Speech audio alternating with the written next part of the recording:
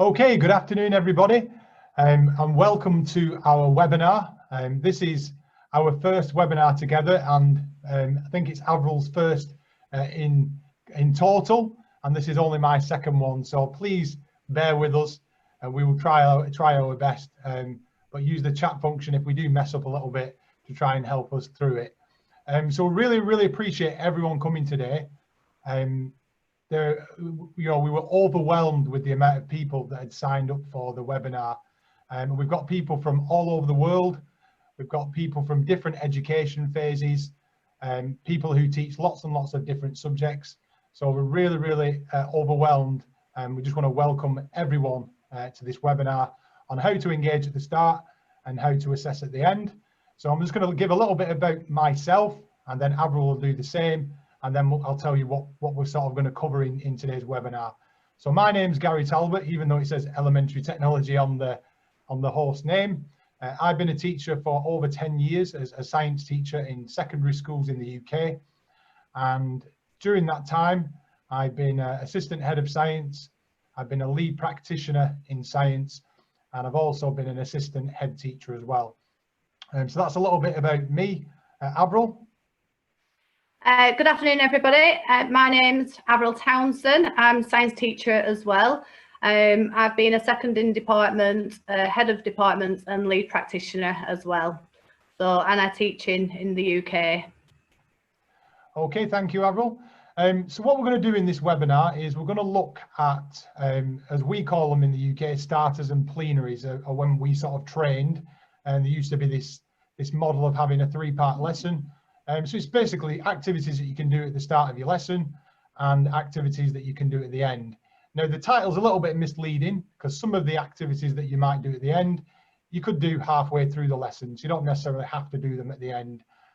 Just traditionally, plenaries were seen as doing towards the end of a lesson. So what we're going to do is we're going to go through some different ideas that sort of myself and Avril have gathered over the years, and we've used in our own classrooms with various different groups, and we want to sort of share them with you. Some of them you might know already, and that's great. Some of them you might know but have forgotten, and it's good just to refresh stuff. When I was going through this, there was some which I'd looked at and thought, you know, I've not used that one in years, and that's a really good one. Or some of them might be completely new, which is you know, fantastic. What we'd like you to do as we go through the presentation is there's two sort of functions in Zoom. We've got the Q&A function. So if you've got any questions that you want to ask us, we're going to run this webinar for about 40-45 minutes if we get that far. And if you've got any questions, please put them in the Q&A section and we will answer those at the end. So just put them in as and when you come up with the questions. And then also the chat function, which a lot of people are using and saying hello and where they're from. What we'd really like you to do is an opportunity to share ideas. And myself and Avril, we are science teachers predominantly.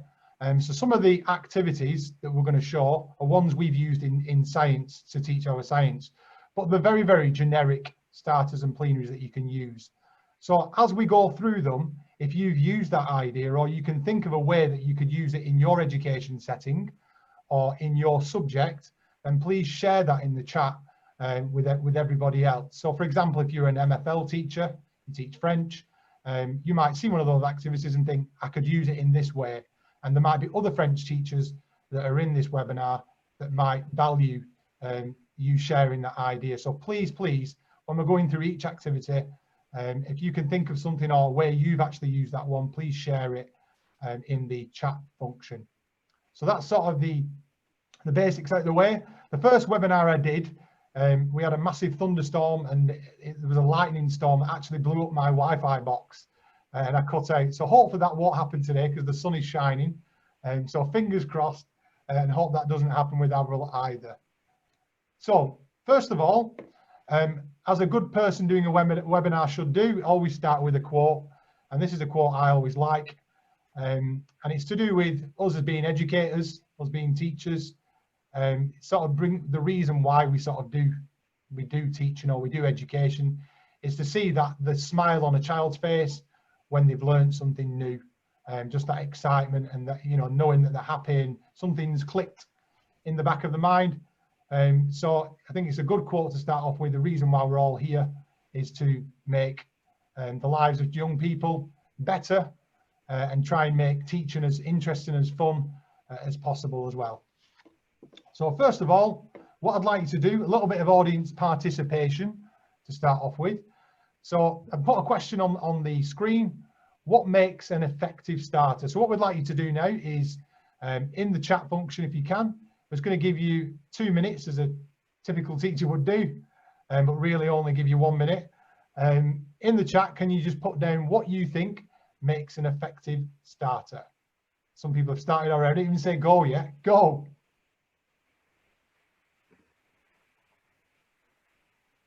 Thank you, everyone. We've got loads of different ones coming in.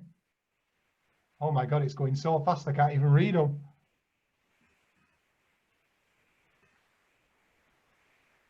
So you've got another minute, folks, to get your answers in.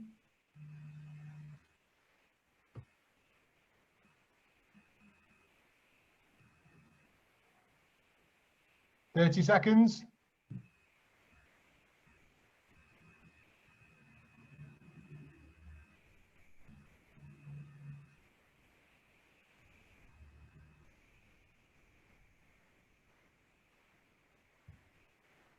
Okay, everyone. So we've got some really, really good ideas there. And myself and Avril had a think about this as well. And these are the sort of things we came up with. So first of all, it's got a purpose. So you don't just do some random thing that doesn't link at all to the lesson. There used to be years ago brain gym and stuff like that, which people used to do. But I think as an effective start, it should have a link and a purpose of something you want the kids to, or the pupils to link to the lesson straight away, or link from a previous lesson. Engagement, I think a lot of people put that. So getting them hooked into what you're doing. We've all had those lessons where it's Monday morning or Friday afternoon and the kids are really tired, and it's just getting them excited and engaged into what you're teaching. Establish pace. So it's always good. I think a lot of people put that really quick way to get kids engaged into what you're doing in the lesson, and it sort of sets the pace for the rest of the lesson, making sure it's a quick, fast-paced activity. Provide challenge. So you might want to make sure that you've got some challenge in there to stretch and challenge pupils' thinking.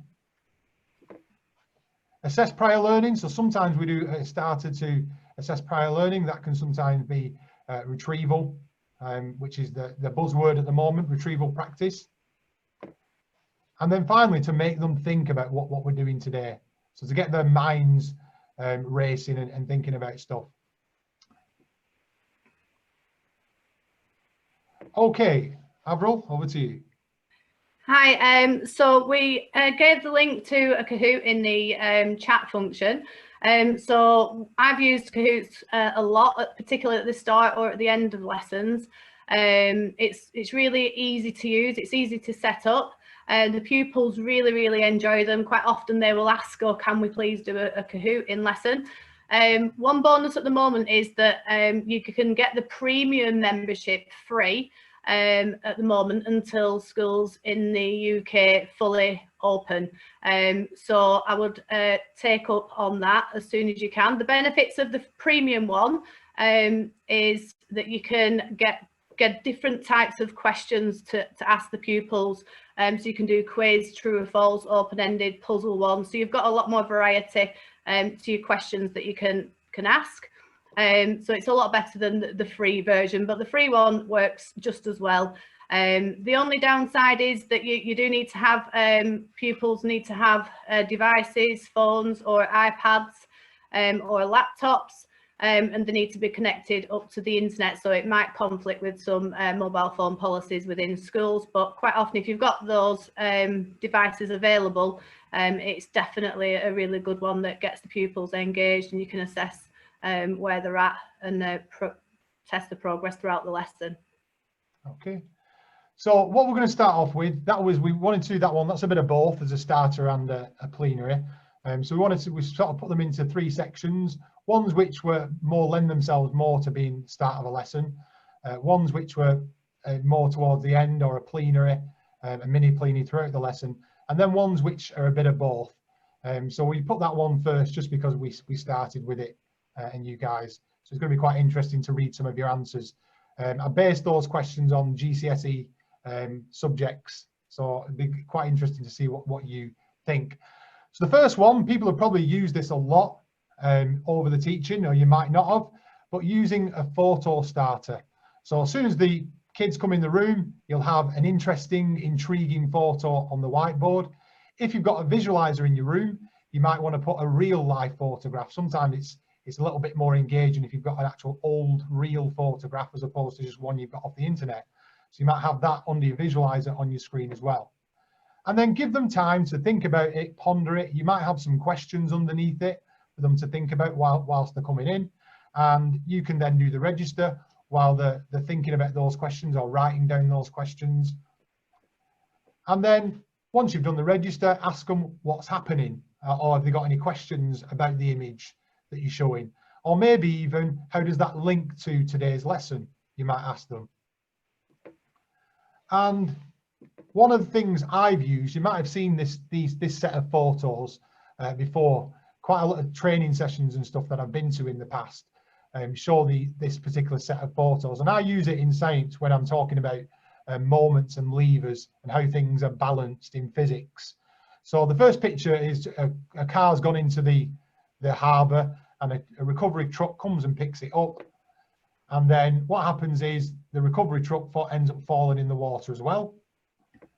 And then I'll show the next, along comes a bigger recovery truck, and that's trying to pick out the car and the other recovery truck from the harbour, and then finally that goes in as well. So I have those pictures displayed on the board, and I'll ask the pupils, you know, how does this link to today's lesson? Do you think, what do you think we're learning about what's happened in the story? Or sometimes I might put just the 3 pictures on, and I'll leave the 4th one off and say what happens next. So it's a really good way to just get them thinking about what they're learning about and how it relates especially to real life. Avril? Okay, so this one I've used a lot in my teaching over the years. It's an easy one, doesn't require a lot of planning, but basically what you can do is just put the answer up on the board, and then the pupils devise the question. So for example, you could use a keyword for that lesson, or a process, or you know, in maths it could be a number, and the pupils have to come up with the correct equation for it.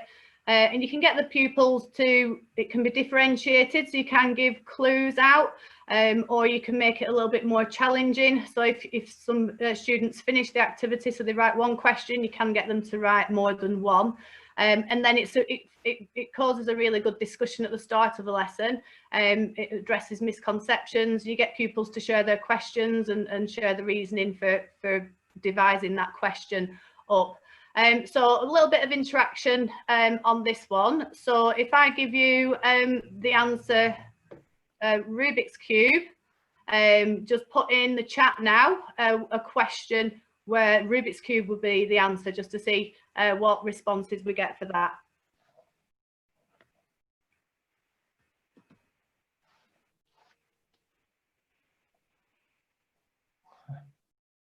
That was a good one. What's the most annoying? That is a good one. I like that one. Yeah.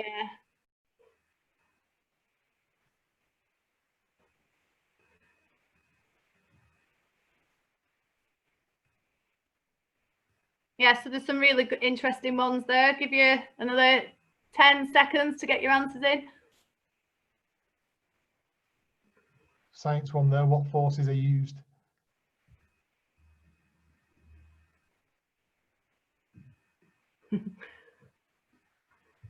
Peel the stickers off to get the right answer. That's a good one. Right, okay, so with that as well, you can, obviously there's lots of different questions that could be right, and it just gets the pupils thinking in not a usual way. So when I've done this previously, they quite often have to think hard at the first time they do this, but then the more you do it in lessons, they do get better and quicker at it with that reverse thinking skills.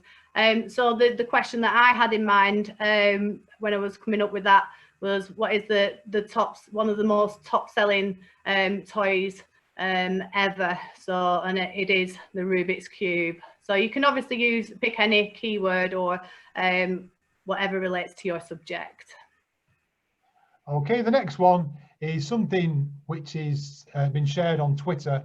I saw a couple of years ago, and it's emoji objective. So as adults, sometimes we struggle to work out emojis, but young people, because they're on the phones all the time, they use a lot more emojis than I do. I look at some of the emojis sometimes and think, you know, what is that? What is that showing? I probably have a select of about 5 emojis that I use all the time.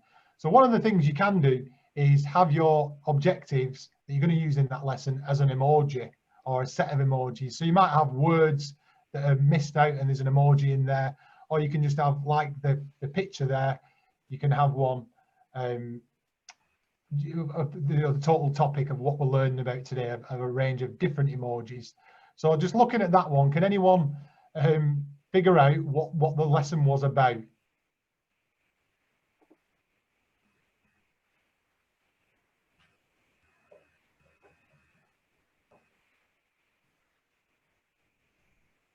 Yeah, got a couple of good answers. So again, it just gets the kids thinking about what topic could it be about. Is it about the weather? Is it about global warming, which some people said, and climate change? Is it about the different seasons? Because you've got the earth and the different types of weather, and you've got the sunrise. Is it about you know, how the earth spins? So this was a geography lesson, so I think it was about seasons originally, and looking at the sun rising at different times and stuff like that. So that's another one that you can use dead quick, just as they're coming in, while you're doing the register and they're sitting down, just to get them to think. Right, this one, Mission Impossible. It's you can have this set up prior to them coming into the lesson. It does take some time to set up, but you can provide all the pupils with an envelope with it's labelled on with top secret, so you can stamp it.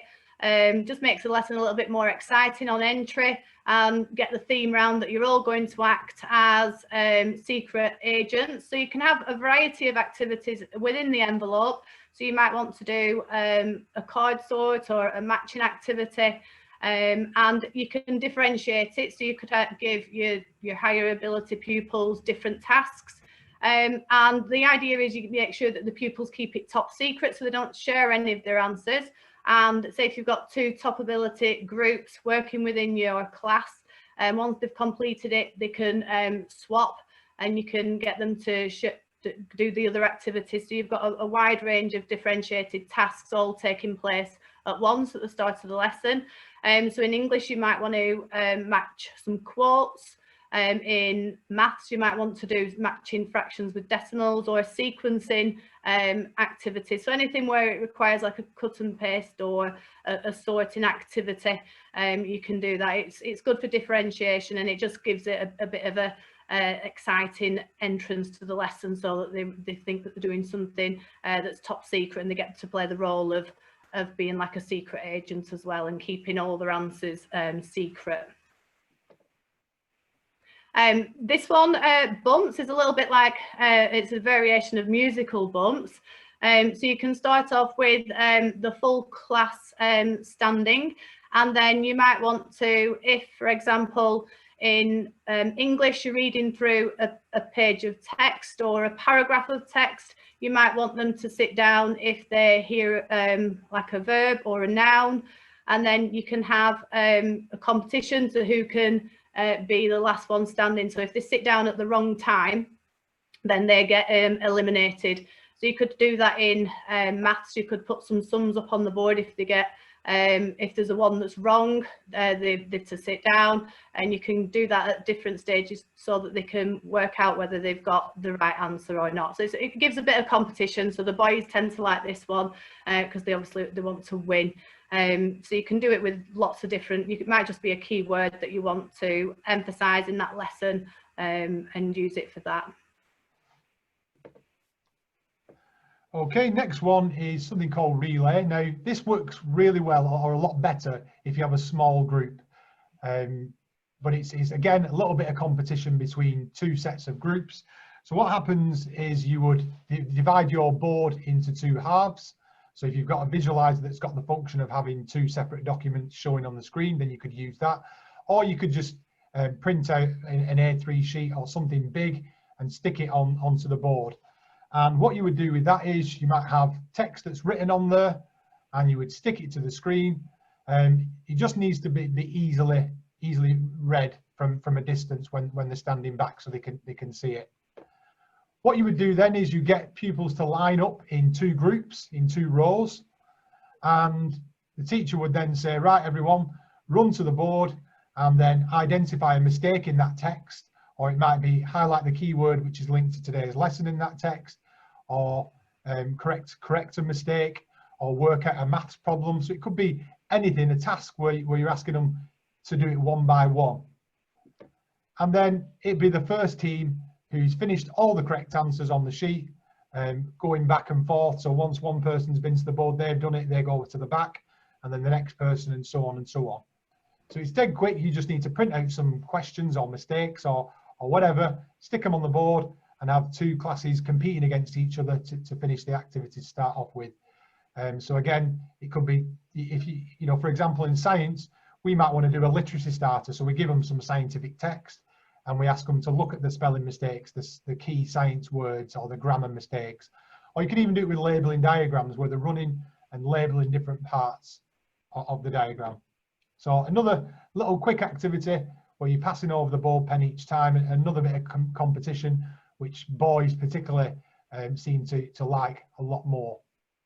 The next one requires you to have a little bit of props that you need to get. They're quite cheap to buy, and it's something called question poker.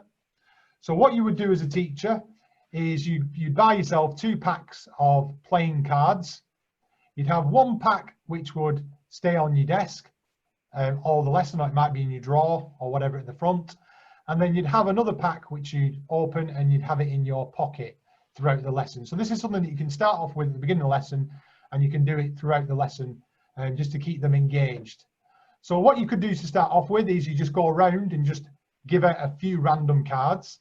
Now, it doesn't matter what's on the card, if it's a Queen of Hearts or a clubs or a 7 of clubs. That doesn't really matter about what the card is. So you give out just a couple of cards at the start, and pupils at this point will be wondering, you know, why is the teacher giving me a card? You know, what's this to do with? So you can either tell them if you wanted to what it's about, or you could leave them guessing. So the mystery might, you know, you'll get them asking you, why are we doing this? Why are we doing this? And then give them out in the lesson however you feel. So there's a couple of different ways that you could hand out cards to students. So for example, you might give 1 to 3 cards to a pupil for a correct answer to a question. So you might be doing a question in sequence and someone gets an easy question right. So you'd walk over to that pupil and you give them a card. Or it might be a really difficult question that they've answered and they've explained it really well. You might decide that deserves 2 or 3 cards. So you go over and give them cards. You might want to do it for giving 2 cards out if someone's asked a good question in the lesson. So you're sort of promoting them to ask questions and to answer questions. And again, you can tell them what you're doing, or you can just let them guess and figure out, you know, what the pattern is. Or you could do something for cards for answering someone else's questions. So it's up to you how many cards you give out. You might just give out 1 for certain activities. And then at the end of the lesson, what you could do then is you could pick out a random card from the deck which you have at the front of the room.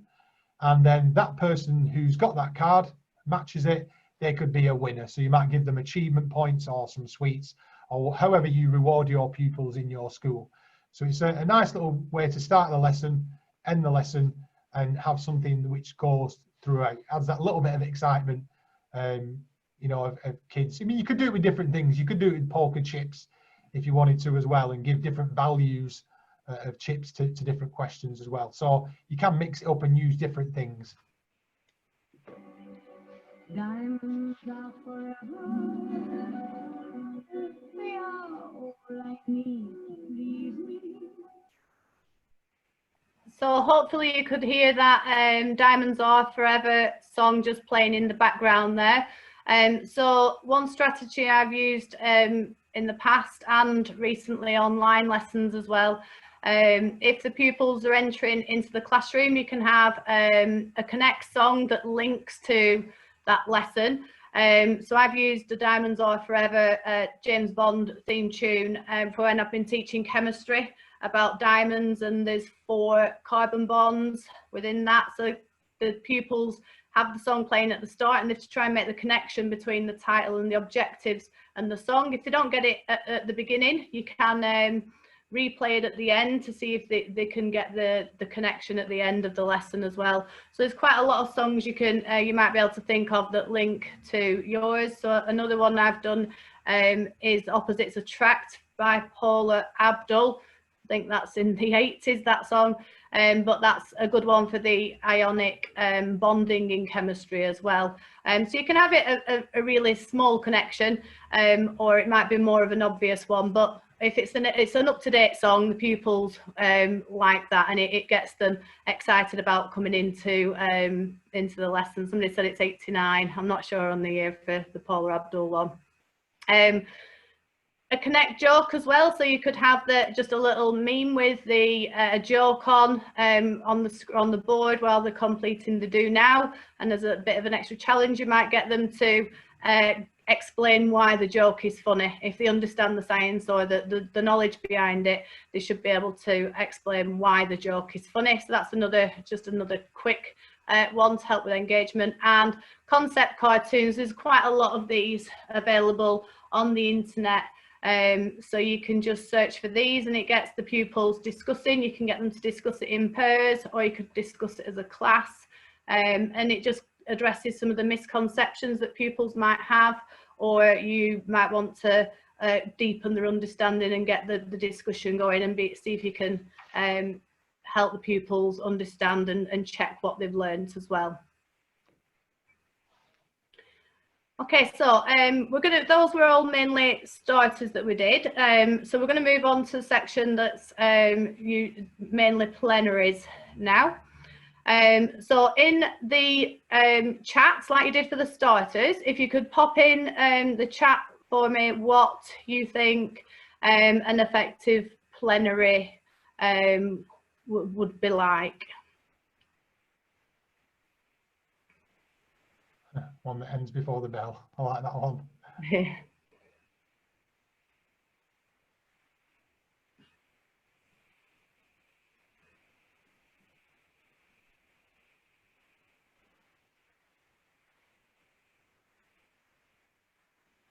think someone had a question earlier as well about the recording. So we are recording this session, so we will send this out as well at the end. Yeah, we'll also be, somebody's asked about resources. We're going to email those out as well, aren't we? Yeah.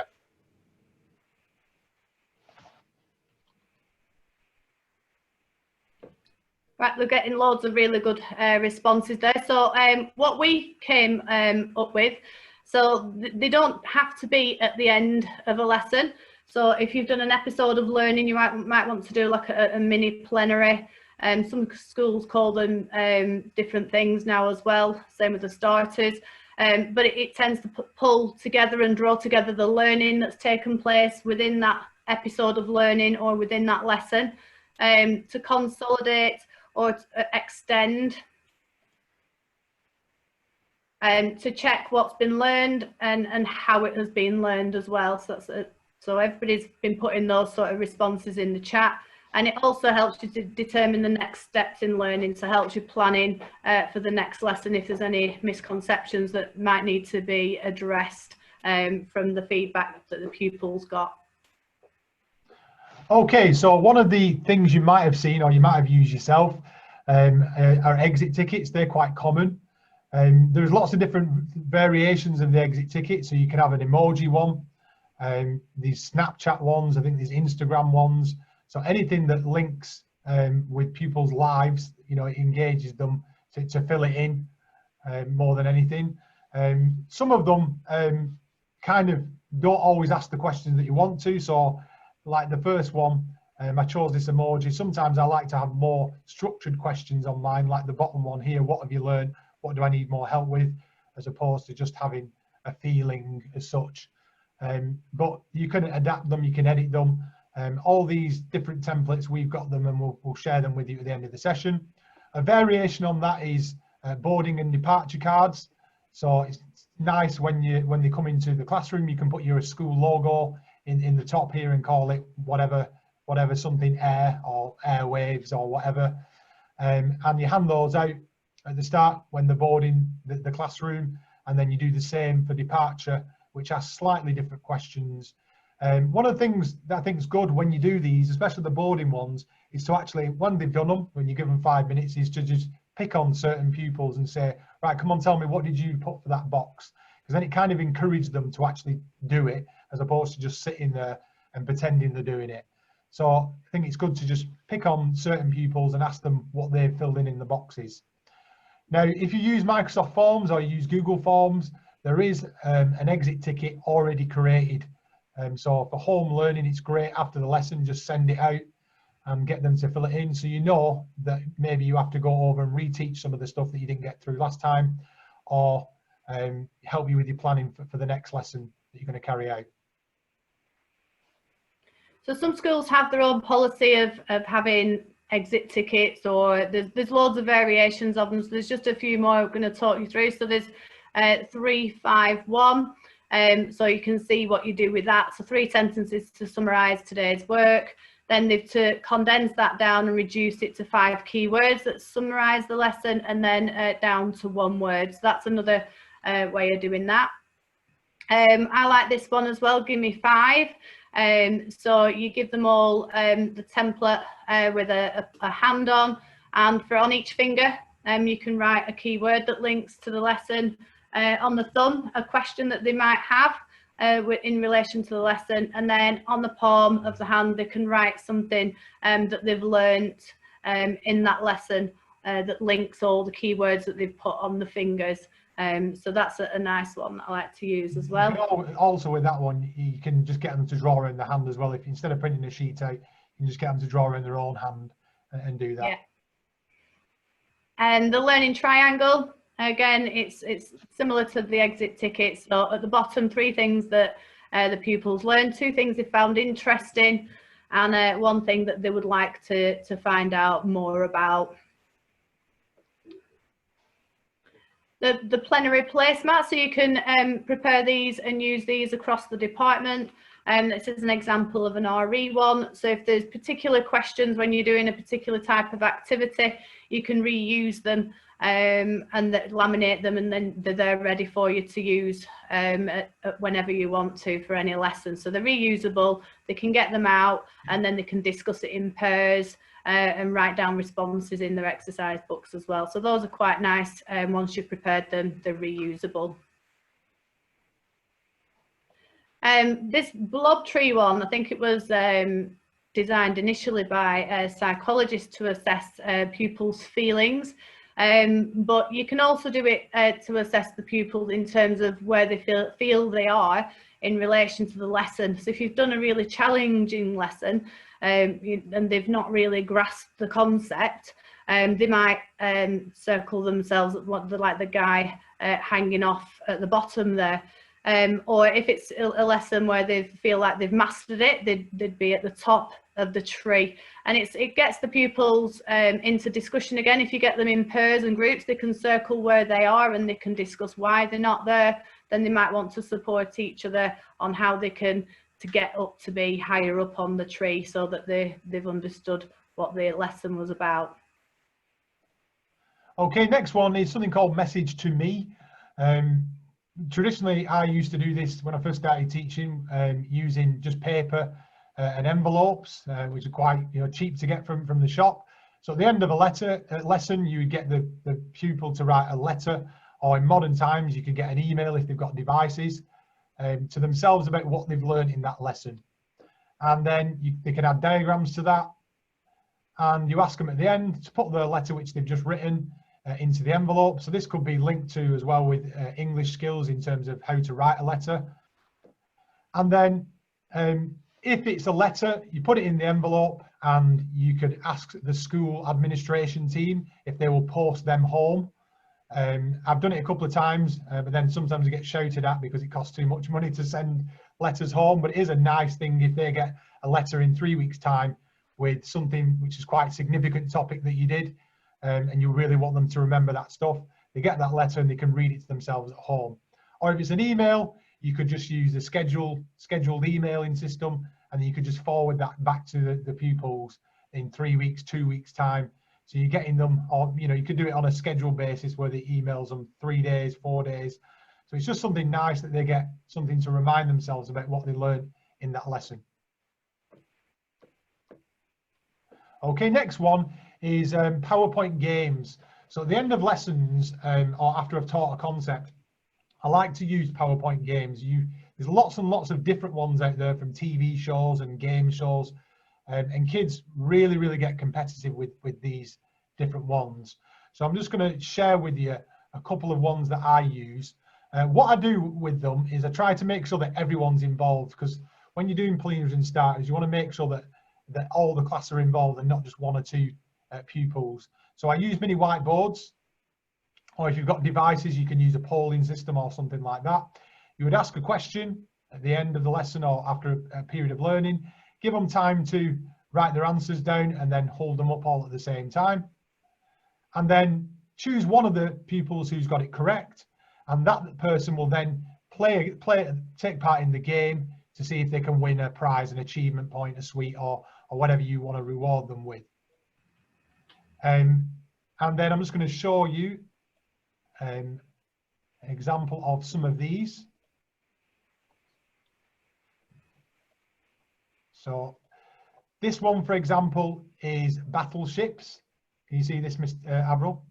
Yeah, that's on screen. So this one, you could do it with questions, or you could have keywords on here if you wanted to do a keyword one. And then obviously, if they got it correct, they get to choose a square. If they get a blank, they don't get an achievement point or a sweet. If they get a battleship, then they get a prize for that one. So that's just a little battleships one. You've got another one, which is called Sunken Treasure. And this one's got 10 different game boards, so they can't remember where it is unless they write it down and really clever. So with this one, you've got a square of 36 squares. And if they get it correct, I normally give them 2 squares. And behind one of these squares will be some treasure. So that pupil would win a prize. So you just go through the numbers, click through, and as you can see, it's took quite a long time to actually find the treasure. Sometimes they find it straight away, then you just choose a different game board. Another one, if you're from the UK, you might remember this show called Strike It Lucky. And with this one, you've got you've got a column, and you do a question for each sort of column, and you get them to choose a top, a middle, or a bottom square if they got the question correct. So for example, if they went for the top square, they get an arrow, which means they get the prize. If they get a hot spot, they don't win anything. Or if they get a question mark, then they have to answer another question in order to get the prize or the achievement point. And you'd move along like that until you got to the end. And then lastly, there's also a game show called The Cube. Kids absolutely love this one. And what you do is, if they get a question correct, they get a chance to step in the cube and play a game. And there's 4 different versions of this with different games on it. So the first one is a game called Calculate, and all they have to do is count the amount of squares that appear on the screen. So if I click that, they've just got to count the number of squares that come on. Some of them are quite easy challenges, some of them are really hard. Not even I can do them sometimes. And then it will come up with an option. Let's go for 27, that was the correct answer. If it wasn't, it would go red, etc. So there's some games that you can play in your lesson. Let me just share that again. Which adds a bit of fun, a bit of excitement, competition, and they love it. Another one is you can get a cheap sticky dartboard. I'd suggest you wouldn't use a real dartboard, health and safety and stuff, but you can get the ones which are Velcro and stuff. And you can do this throughout the lesson or at the end of the lesson. Again, if you ask a question, they get to come and throw a dart. And most modern toy dartboards have points on, and they have the traditional dartboard as well. So kids who get the most points at the end win a prize or an achievement point or something like that. Then we're going to look at a bit of both, so activities that can be used as starters and plenaries. This is making me quite hungry. Texas chocolate cake. I think there's someone here from Texas today as well. I've never had a Texas chocolate cake. I wonder if it's nice. So the first one is something called chocolate bar. I'm getting even hungrier. So you can do this on A3, A4 or A2 paper. And what you do is you get the pupils to fold up the paper into squares so that it creates 8. Now you can, yes, we've got the templates for all of these and we'll send them out to everybody. So you can fold up the paper, you can have it in 16s, 8s, whatever you want. And then you get them to, in each of the blocks of the chocolate bar, you get them to do a number of things. So you might just want them to get right keywords, and then you get them to go around the class and get other pupils to write the definitions of the keywords for those boxes. You might want to do command words. You might want to do common questions, typical mistakes. So you might be showing an exam question and saying, what typical mistakes would there be in this? Write one of each in each of the boxes. Key facts, exam questions, websites, page references, additional info. Or you could even do one, if you're doing a revision of a whole topic, you could have one box for each thing. So you could have one box for keywords, one box command words of the exam question, one common questions, etc., etc. So you can either get them to go around and answer each other's questions or just as a revision exercise on their own. Right, okay, so this one's called Do It Yourself, Will You? So on entry to the classroom, you can give the pupils a sheet of paper, and you need to stress that it's anonymous. So they write a question and an answer on the sheet that's linked to the previous lesson, and then the pupils get to screw it up and then throw it in a box. You can walk around the classroom, try and catch it, or use some sort of bin or whatever you want to use. The pupils chuck it in there, and then you take one out, and then you pick one, you read it out to the class, and then if the pupils have got mini whiteboards, they can write their responses on there. And well, you read out the answer and they decide the question and the answer, sorry, and the pupils decide whether the answer is correct. And then what you can do then is probe the pupils. So why do you think that's right? Why do you think the question's wrong? So the pupils don't get embarrassed if they've written a question with the wrong answer. It might be that that's a question that they actually wanted answering and they might have been too shy to ask and put their hand up in lesson. So you can address misconceptions and you can probe the pupils and deepen their understanding by checking, asking pupils when they've shown the response on the whiteboard, by asking them more probing questions to deepen their understanding. Okay, next one is the traditional game of rock, paper, scissors. So you can see this is an example one for it's rocks and weathering in geography and in science. So you get them to play the game. Each student will have work in pairs, and they will have a sheet which has got questions on one side and then the answers on the other side. And they have a go at the game. Whoever gets the correct thing, so if they got a rock and it breaks the scissors, they get a point. And then in order for the other pupil to get a point, they've got to answer one of the questions. So the partner who got it correct originally will ask their friend a question, and if they get it right, they get a point. So they're both equal. If they get it wrong, then they go on to the next game. If it's a draw, they just keep doing it until someone gets wins on the rock, paper, scissors. So a nice little game, which is linked to revising over stuff and going over knowledge that they might have done in the lesson, or it might be something that they've done over several lessons or a topic, and it's just revision. So this silent debate, that's one that I've come across just in the past couple of years. When I tried this out for the first time, it was really interesting what the pupils were putting down. So I used it at the start of a topic, and then I just put the title in the middle of some flip chart paper, and then I got pupils to write down what they knew about that. So straight away, if the pupils have to be in silence. What I did, I put them into groups and then gave each group a different coloured marker pen to use. So they would start off at the one desk and write what they knew about it on the sheet that they've got in front of them. Then you ask them to move around the table, because each group will have put different responses down. And then the pupils can read other pupils' responses. They might want to agree with some of the comments that people have put or disagree. Then they can say why, and they have to write everything down. So they do have to be in complete silence, but the pupils do actually quite get engaged, and they sort of write down things. Oh, well, I don't agree with this, and they write it on the flip chart paper. You can also do it on the desks if we've got white desks in our classroom, and like you can see on there. So you can just get them to write on with whiteboard pens if you wanted to as well, and then just clean them off at the end. But it's good to use different coloured pens, because then you can see which group have put what responses. But you don't have to do that, but there's different variations of doing it, but I find that quite good. Okay, next one is tarsier puzzles. These work really well with boys in particular. Boys like to do little puzzles and games like this, and again, a bit competitive. So you can actually download some software from the internet. The link we'll send in the PowerPoint, and you can make your own, whether it's maths ones, it's definitions and keywords, it's questions and answers, and they've basically got to match the answer from one side to the other, the question, for example, on another one. And they've got to fit it together. There's all different shapes that you can do it on, like a pyramid or a hexagon or whatever, and they have to put the puzzle together to make it work. So it's another one. They could also make their own. So if you really want to challenge people, get them to make their own, which is quite a difficult thing, and you just cut out a template of something and get them to do their own. This is another one that the pupils enjoy.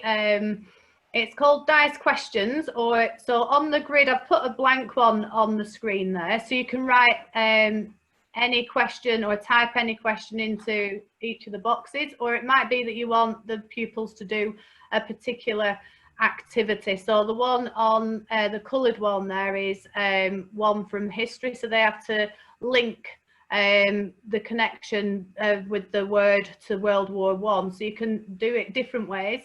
I usually have it at the end of the topic and put some of the typical misconceptions or the common exam questions that would come up. So the pupils can work in pairs or in groups, roll the dice. So if they get a 1 and a 2, they would then obviously answer the question that corresponds with that grid. You can use normal dice, but just to ease the noise, if you use foam dice as well, that just makes the classroom not as noisy, and they tend not to ping around as much as well.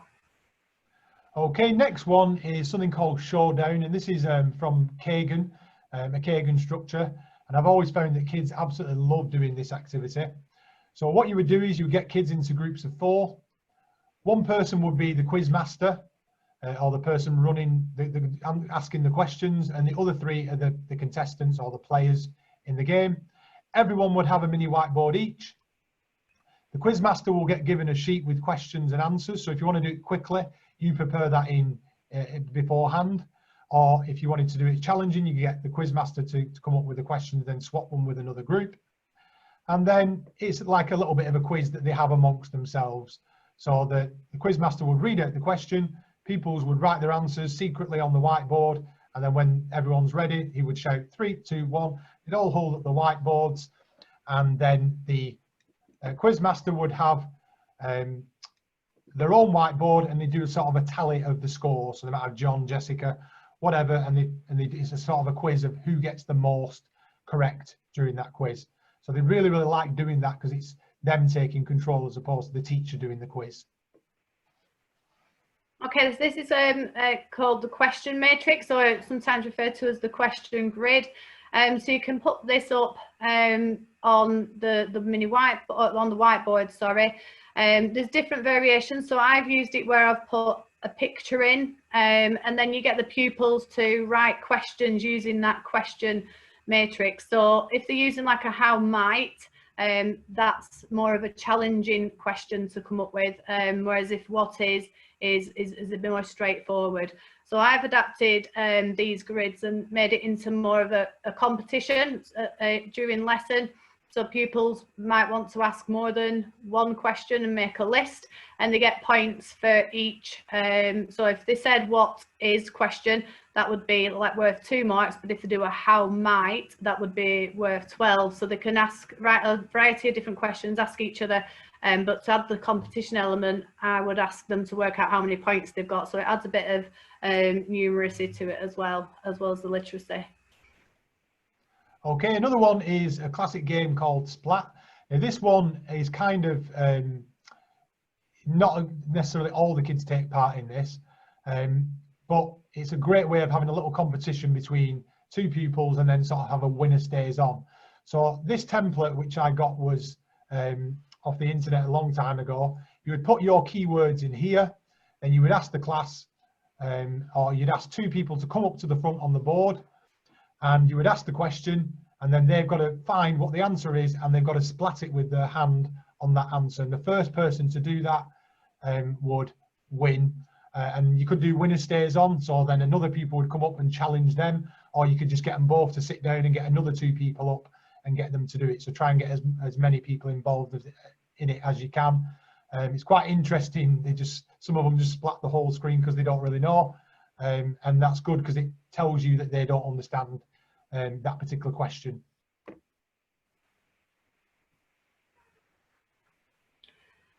This is a real fun one as well. I'll send out some examples with questions on, but so you can make them up using that template with subject-specific questions. So the pupils roll the dice. If they land, like get a 4 on that example, they have to answer that question before they're able to move up the ladder, and then answer a question at the top as well. I've also used just a printout of a snakes and ladders grid like the one on the right hand side. They're laminated that, and you can reuse it. The pupils can make up a pack of questions on a particular topic, and then they can use their own questions and answers within the lesson. So it's a really good revision activity that to assess them at the end as well. So once you've made that, if you laminate it, you can reuse it and just add extra questions to it. So that's quite a good one to have and keep. Okay, I'm just conscious of the time, Avril, so I think we'll just do a couple more and then we'll skip towards the end bit. But like I say, we will send this out as a PowerPoint, and there are a few more towards the end of it that you might want to have a read through and use yourself as well, because there are a couple of other good ones. This one's called Around the Clock. So you give them a paper plate, works the best, or you get them to draw a clock face on the piece of paper. What you ask them to do then is to go around the class and make appointments with other students, other pupils. So for example, Katie and Brad would both say, right, we're going to make an appointment at 1 o'clock. Once they've got all the 12 appointments completed, then what they would do, the teacher would then give them a task or a question, and they would say, right, everyone, this question is number for 1 o'clock. So you'd have to go and find your partner at 1 o'clock, the appointment, and you would have to work together to work out that task or that question or whatever. And you do that 12 times, 12 different tasks, or you might even do it 3 or 4 times, depending on how much time you've got in the lesson. And it's a great way of getting them to discuss ideas, but also assess the knowledge as well, because you can walk around and listen to what the sort of their answers they're giving, or you could just stop everyone and say, you know, what answer did you come up with? What answer did this group come up with, etc., etc. And last one, Avril. So you can, pupils are given 16 post-it notes, and they can write down information, might be keywords. They can do it from their own knowledge, or they could use textbook information or the internet if you've got access to laptops. You can then get pupils to add their own definitions or extra information, or you could get them to swap with another group. And then what you ideally want the pupils to do is then arrange the different post-it notes side by side, the ones that link, and then to take it a step further, you can get them to arrange them so that you've got post-it notes that are above and side by side that are all linking, and the pupils can then communicate whether they what the connection is. And then they can use that once it's all complete to maybe write a summary or complete an exam question, or write a paragraph about that, whatever it was, the keywords that linked to. Okay, so there's a couple of others here. Spin the table. We'll leave these in the PowerPoint for you to have a go at, to have a read through yourself. Obviously conscious of time. We didn't realize how long it would take. So just want to say a big, massive thank you to Elementary Technology, who are a technology company based in the UK. They do lots of different resources, visualizers, whiteboards, interactive screens. They do safeguarding stuff, training stuff. They are absolutely fantastic people. I'm doing the YouTube plug thing here that they always do on YouTube. They're really, really good guys. They help you out. Really good prices as well. They're also running their own seminar on a webinar on the 9th of July, this Thursday at 3:30. So if you're in the UK, they're looking at how you can use the DFE funding to look at how you can get back that lost teaching time using technology. So if that's something that interests you, get on the website. We're really appreciative because they've let us use their webinar Zoom software, which does cost quite a lot of money. We didn't want the traditional where everyone's all on. Sometimes that's good, but when you have a big group, it can be quite hard to do it. So thank you very much for them using it. And they've also offered to give us something else, Avril. Yeah, so we really, really want your feedback. That you got the opportunity to win yourself a visualizer for your classroom that's worth £199. So everybody that will complete the feedback sheet, you'll be put into a draw, and at the end of the week, we'll email out all the resources and also the winner. So we really want your feedback to be 100% honest, please. Even if you're the nicest person in the world, we really want you to help us feedback and improve. It's my first webinar, so I really want to improve on the next one. We also want you to give us any ideas as to what you would like us to maybe do the next webinar on. And the first question does ask you for your name, but you don't have to put your name. It will be completely anonymous. But we really would appreciate your honest feedback. There's quite a lot of questions on there that'll help us improve and just be able to assess how we've got on today. And we're also looking to do other webinars as well. So there's a question about if you want other topics, so we're happy to do other topics for free for people who are interested. This is the visualizer that Elementary Technology are going to give to one random person that we draw it from the feedback. And it's really good, especially at this time with remote learning and social distancing in classrooms. So please fill in the feedback, and thank you Elementary Technology for giving us that prize. We really appreciate that. Question and answer. Just we have a quick look at the question and answer. Yeah, activities are relevant to primary school. From there, hopefully some people have shared those. Thinking about why they're learning, what they're learning, you can refine this, and appreciate it. Okay, we'll speak to you at the end, Laurie. I'll send you an email. How do you overcome the phone ban with Kahoot? I think in some schools, you know, they're very strict on the phone ban. What I would do is you can actually set the Kahoots as homework. So what you just did then was one which they can do at home. So you don't always necessarily have to do it in the lesson. Sometimes it's a bit more competitive in lesson, but if you've got a phone ban in your school, then it's probably best to just set it as a homework activity. We will be sending the slides out afterwards. Yeah, you can use the free premium version now, and then later it'll drop down to the free version. But if you like it, and a lot of teachers in your school are using it, you know, it's not a massive amount for your school to buy if they've got the funds to do that. And I know that's quite hard. How much time should you spend on plenaries? It just depends really. It can be 5-10 minutes, sometimes 15. I wouldn't spend a massive amount of time on it, but it depends on really what activity you've done or how much learning you've done. It could just be a 5-minute thing after you've just learned a new concept in the middle of the lesson. Where do you get PowerPoint games? If you type in PowerPoint games teaching online, there's loads of different ones. There's Jeopardy and Wheel of Fortune and all sorts of different ones. We'll put those PowerPoints, the ones I've shown you today, linked to you, so you can use those if you want. Are you going to put the feedback link in the chat so people can Yeah, complete I think I've done that. And I think Yeah, feedback's on. I'll double check and put it in the feedback form. But originally on our sort of spiel about the webinar, we said if we got 100 people, we'd treat people to custard pie. So Avril quite sillily volunteered. It came up with the idea that just for a bit of fun at the end.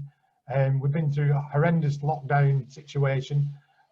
So she said that if we got over 100, she'd get her daughters who have been fighting over who can do it, just to give her a splat in the face with a custard pie. So she wanted just one originally, but her daughters were fighting that much that she had to let both of them do it. So after you, Avril, do you want to get the girls ready to splat? They've just gone to get it. They're just coming in now. Just one sec. Okay, I'm just going to double check that the feedback thing is in the chat. I don't know why I volunteered to do this bit, Gary. I'll put the feedback link in again in the chat. This way.